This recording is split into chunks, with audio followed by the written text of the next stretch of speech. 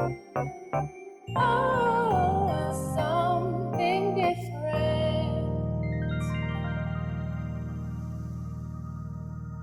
Matthew chapter 17, verses 5 and 6.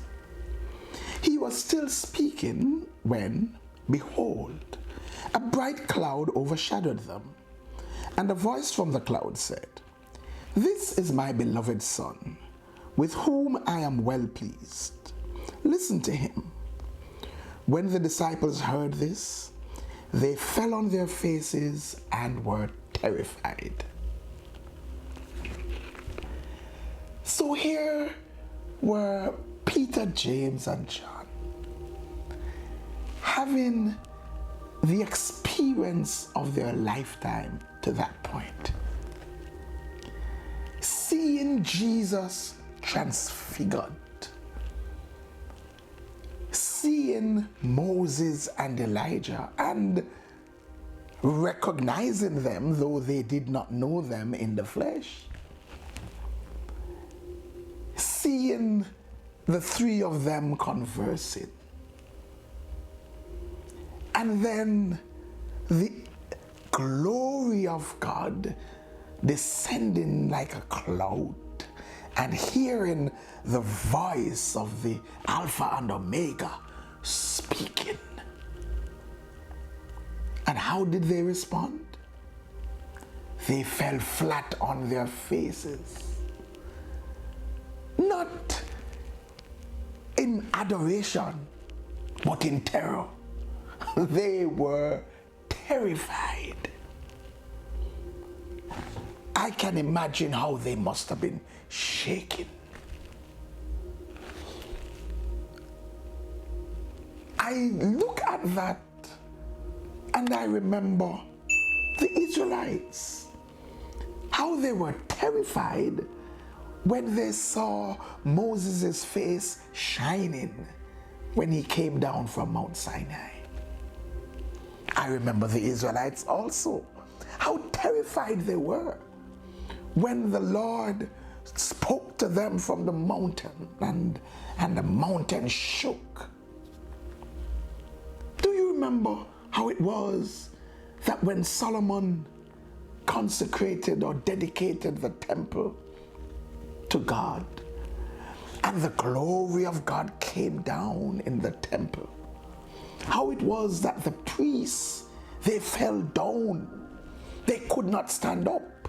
They could not minister because of the glory. And then it causes me to wonder if some of us have really experienced the glory of God. Because these expressions are so different from the pompous, egotistical, better than you type behavior that many of us exhibit because we say we know God and we have had experience with God. But have you really? Is it possible to truly see God in His glory? Is it possible to see the glory of God, to see the real power of God and remain pompous? We probably need to check ourselves. Because somehow it would seem that if you are exposed to the awesome power of God, it causes you to recognize your frailty. It causes you to recognize how insignificant you are. It causes you to recognize that you are unworthy. In other words, there is no basis for being prideful, but rather it leads to humility, almost terror. Do you remember Isaiah? When he saw the glory of God like a train filling the temple, fell down. He said, woe is me, for I am undone. Yes, the prophet who had already been prophesied got distressed.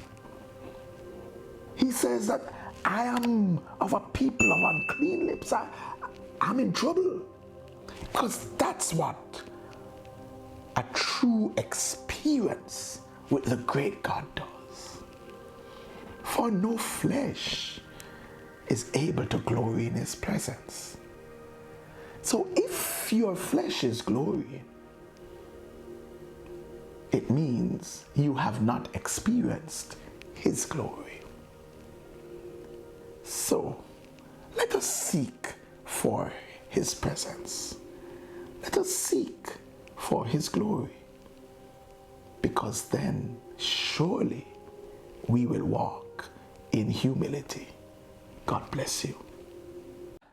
Like, share, comment, and subscribe. Don't forget to hit that notification bell. And for more, join us at 9 a.m. on Sunday mornings at 10 Union Square, Crossroads. If you can't be there in person, join us virtually via Facebook Live.